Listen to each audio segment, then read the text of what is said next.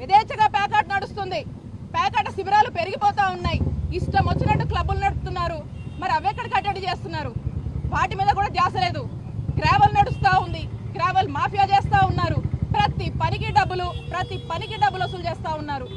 అక్రమంగా ఎన్ని చేస్తున్నా కూడా వీటేటిని కంట్రోల్ చేయరు. ఇవేవి మీకు కనపడవు. నేను అడుగుతా ఉన్నా, మరి మొన్న గ్రీవెన్స్ లో చాలా కంప్లైంట్స్ వచ్చే ఉంటాయి కదా, ఆగమేఘాల మీద నన్ను టార్గెట్ చేస్తూ మా వాళ్ళ మీద పెట్టినటువంటి కేసు అంతే ఇంట్రెస్ట్ మరి వేరే ప్రజలందరూ కామన్ ప్రజలు చాలా మంది వచ్చారు కదా, సామాన్య ప్రజలు చాలా మంది వచ్చి చాలా గ్రీవెన్సెస్ ఇచ్చారు కదా. ఎన్నిటి మీద కేసు కట్టారు? ఎన్నిసార్లు చేశారు? ఎన్నిటి మీద ఏం స్టేటస్ ఉంది చెప్పండి. ఎవరి జీవితం నాశనం చేద్దాం అనుకుంటున్నారు? నేను చెప్తా ఉన్నా, ఇది మీరు చేస్తుంది తప్పు.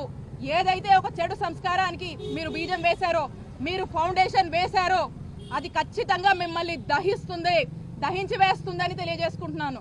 అవాస్తవాలతో అక్రమంగా వైఎస్ఆర్ కాంగ్రెస్ పార్టీ అయితే చాలు, వాళ్ళ క్యాడర్ అయితే చాలు, ఇబ్బంది పెట్టొచ్చు అని చెప్పి అడుగులు ముందేస్తున్న మీ అందరినీ కూడా కోరుతా ఉన్నాను. ఇది తప్పు, మీరు చేస్తుంది తప్పు.